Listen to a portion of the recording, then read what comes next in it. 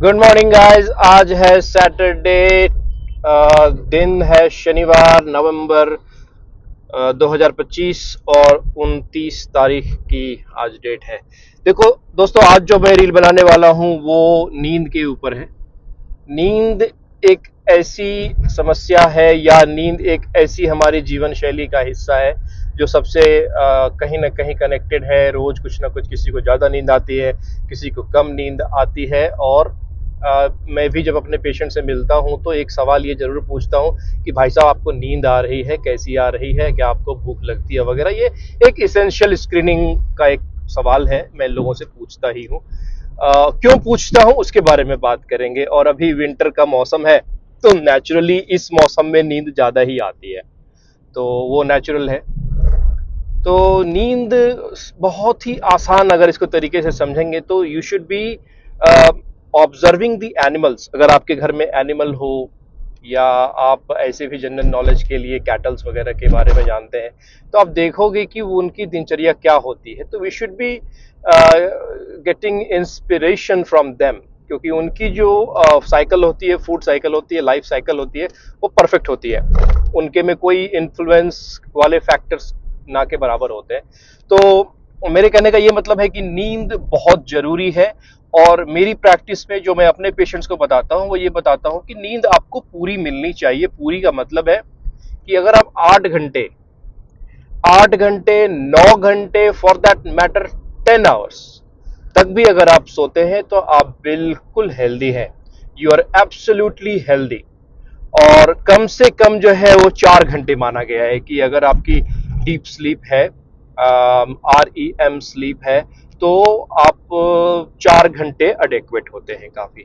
लेकिन अगर आप 6, 8, 10 घंटे तक सोते हैं तो इसमें कोई खराबी नहीं है, रादर फायदा है। अब नींद आती क्यों है? ऑब्वियसली इसके लिए डॉक्टर की जरूरत नहीं है आपको। आप थके होते हैं तो नींद की जरूरत होती है। तो अब इसका जो बायोलॉजिकल और मेडिकल एस्पेक्ट है वो ये है कि हमारा लंग्स जो है, हार्ट जो है, ये 24/7 फंक्शन करते रहते हैं।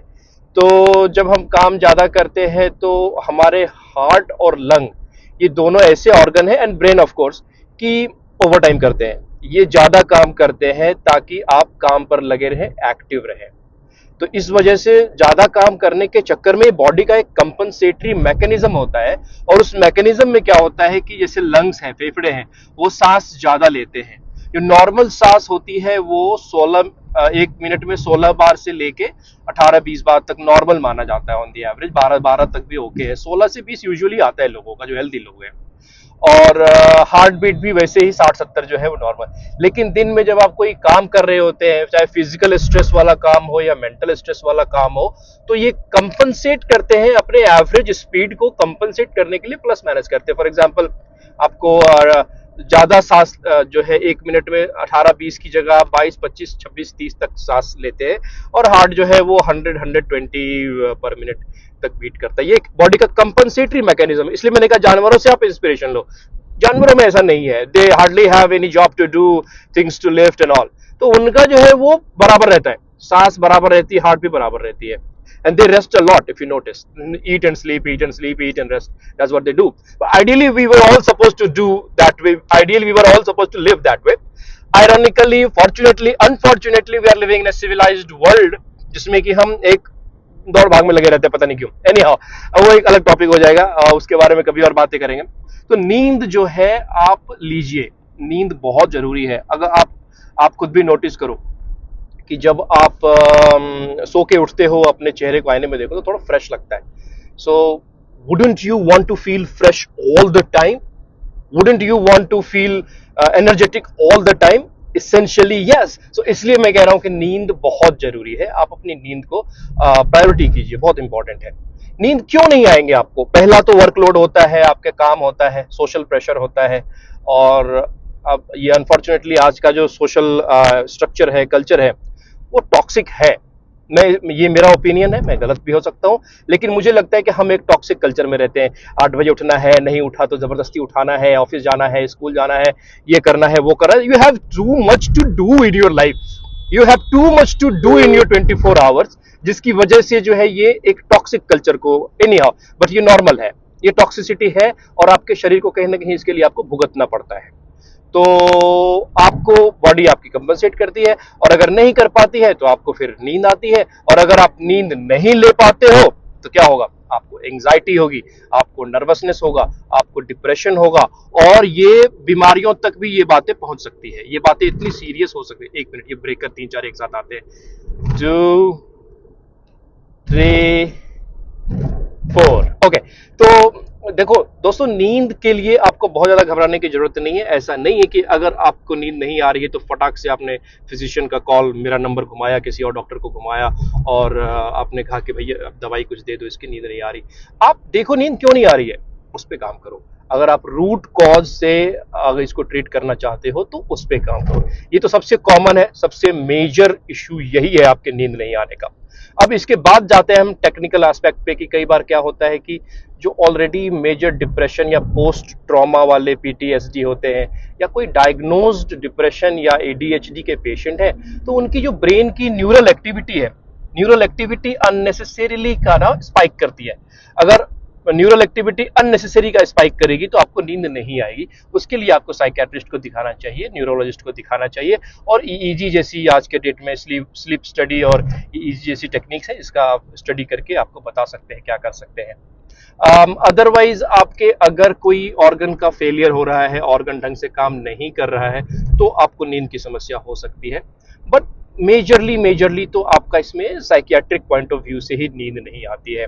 तो उसके लिए जरूर आप साइकियाट्रिस्ट को और न्यूरोलॉजिस्ट को दिखाइए। सेकेंडरली कि नींद ज्यादा आना, नींद अगर आपको बहुत ज्यादा आती है तो नंबर 1, जैसे मैंने आपसे कहा कि इट्स अ गुड साइन।